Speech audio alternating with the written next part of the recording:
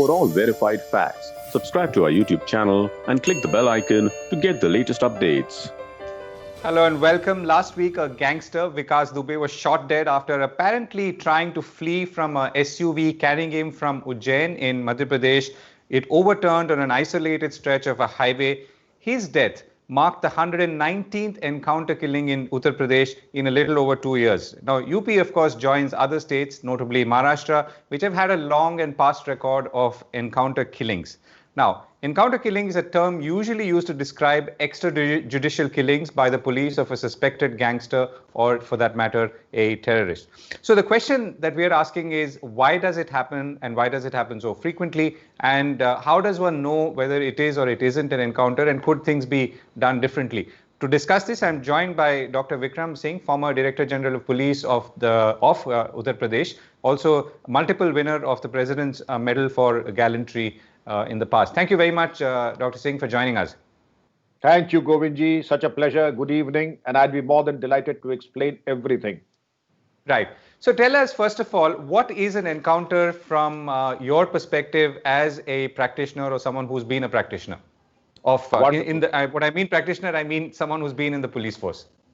At times, what you come out with ultimately is the bottom line and the truth.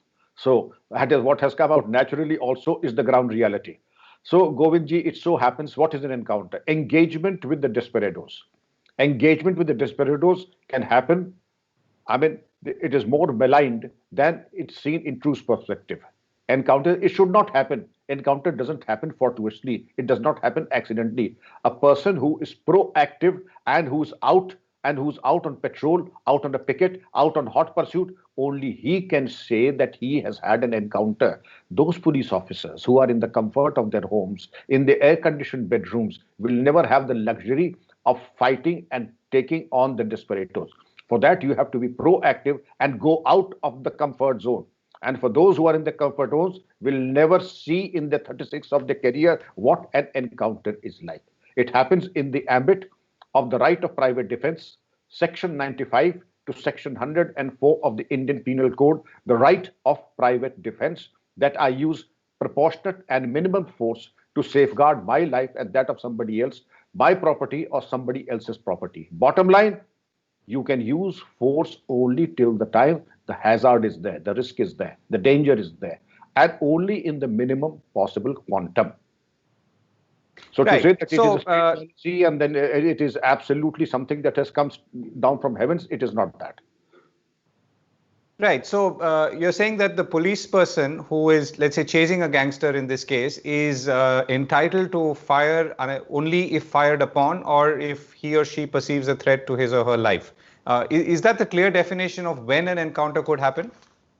That's very clear. And normally in the 99.9 cases, it is only the firing is resorted to or replied to repulse an attack and only to answer when they are fired upon and they are overwhelmed by the fire. You very rightly use the word perceived. If the perception is there, I'm sitting in your office, I find you that you're putting your hand in your pocket and I presume that you could take out a pistol, shoot at me. I'm well within my rights to overpower you, use proportionate strength to disarm you, not to kill you. Right. So now, what happens when an encounter happens? For instance, maybe the courts will investigate, maybe there will be a National Human Rights Commission that will investigate. But does the police itself investigate an encounter killing or any such killing when it happens? The inquiry at multiple levels. Every encounter is, after that, a case is registered of the encounter. 147, 148, 149, 307, and also other sections of law as depending on the circumstances. And that is investigated by a senior police officer. After the investigation is over, it is put before a judicial magistrate who, if he is satisfied, will accept the final report. Otherwise, he can ask for a re-investigation on points on which he is not satisfied. Or he can ask the crime branch CBCID to investigate if there is something that is suspicious. The second thing is that a magisterial inquiry is invariably ordered on all the circumstances, and the police investigation is supervised by a senior officer. In this case of Vikas Dubey, it will be supervised by IG Zone Kanpur and ADG Kanpur. The two senior most officers there would be supervising this investigation. Right. So does the police have, I mean, I know it has a version of it, but for instance, you have an internal affairs department, which is in some ways independent of the rest of policing activity, and that could investigate something like this. Oh yes, there's a crime branch CBCID, which is independent of the DGP and reports directly to the government. And more often than not, all encounter cases, all cases where could lead to a controversy, are investigated by the crime branch CBCID, and it is mandated also by the National Human Rights Commission that encounter killings should be investigated by the crime branch. Right. And from your experience, how do these investigations go? For instance, let's say if it happened in your tenure, your tenure, I mean, you were active until about 10 years ago. Cases that happened, did they, how many of them, reached a logical conclusion of any kind, and how many of them could not be taken forward because of lack of proof? In a case of encounter, it is firstly that the policemen are not trigger happy or bloodthirsty, and anyone who is found complicit or guilty of a fake encounter not only loses his job, he's sent to jail for life imprisonment, if not hanging, and then he loses all the medals that he may have won, and all foreign postings, and all field assignments. That's a major penalty, and I see no reason why a policeman, unless he's a pervert, and there are freaks and perverts in all departments. I don't rule out the possibility. And if that is not the case, why would a policeman stick out his neck? Then this is investigated. In my case, there are officers who were sent to jail and are still in jails, both in Punjab and in Uttar Pradesh. Second, there have been large-scale and good encounters for which officers have been given accolades and they have been praised by the public and the government alike. But as you said that 190 encounters in almost 3 years in the whole state is a very huge figure. Go back to 30 years, when I was a young SP, as young as you are, this was the figure of one district of Uttar Pradesh where I was the senior superintendent of police. One district. And in about 2.5 years, this was the figure of one district.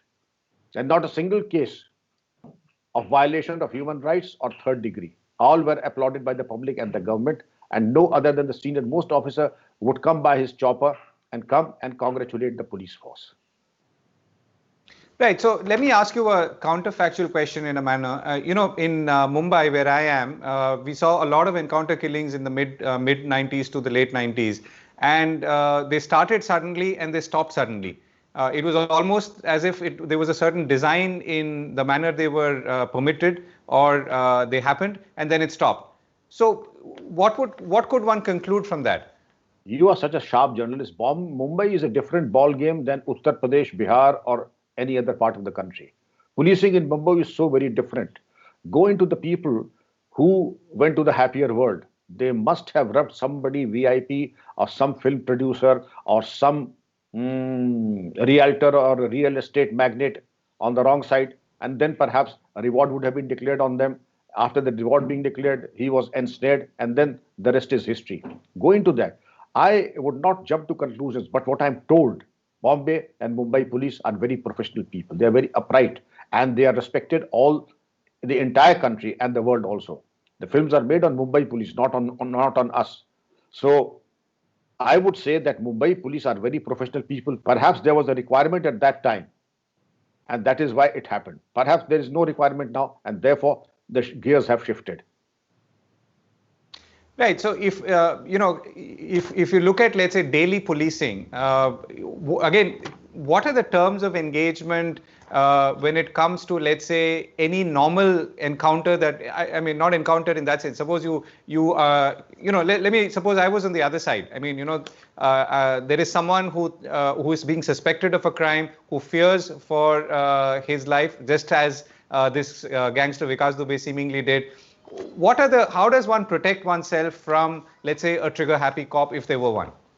Govind, I will tell you, in my time, it so happened that everybody who apprehended being gunned down or eliminated sent a telegram starting from the President of India right down to the Thana in charge that I may be arrested and I may be bumped off in a fake encounter.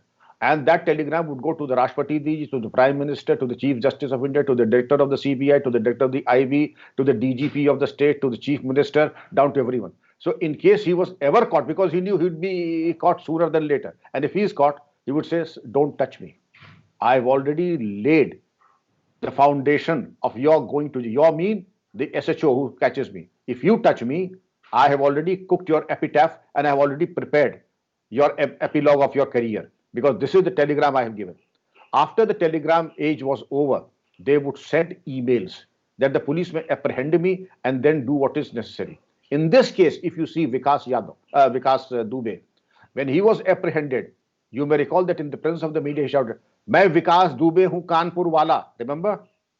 People thought that perhaps it is just an accidental, or no, it was on absolute top grade legal advice. Announce your presence, disclose your presence. Otherwise, what is likely to happen? I don't say that we do it, but there is a possibility of some loose cannons in the department who would say that yes, we did catch a person of this height and this build. He was wearing a this color t-shirt and a jeans which he was wearing. Then catch hold of somebody of his build, make him wear the same clothes after taking him out, put him on the same clothes and send him to jail. Have you understood the plot till now? Yeah. There is an allegation that you arrested Vikas Dubey. No, we did not arrest Vikas Dubey. Here is a person whom we caught. He is a bootlegger and he's a drug addict, wearing the same t-shirt and the same jeans.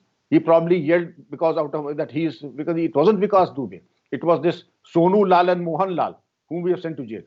And after 5 days, lo and behold, the encounter happens of Vikas Dubey. So the purpose of yelling was to safeguard himself that it is Vikas Dubey who has been apprehended by the MP police and nobody else. Right. So a larger question, and my last question as well. So, how does the encounters seemingly happen because maybe there is frustration about the judicial system or the justice system overall delivering a result which is favorable to or seen as favorable to the citizenry at large. How does one get around, not get around this, but how does one create that confidence, including in the police, that there can be quicker, resolution and justice will be delivered in the manner that it should in a democracy like this? Govind, we have a robust legal system. Trust our legal system. A robust legal system is such. I myself, as DGP, approached the Chief Justice of the state and requested him, I would request you to identify a single fast-track court in every district, around 70 at that time, and convict one person every month. Lo and behold, in 6 months, we had the conviction of hundreds of people.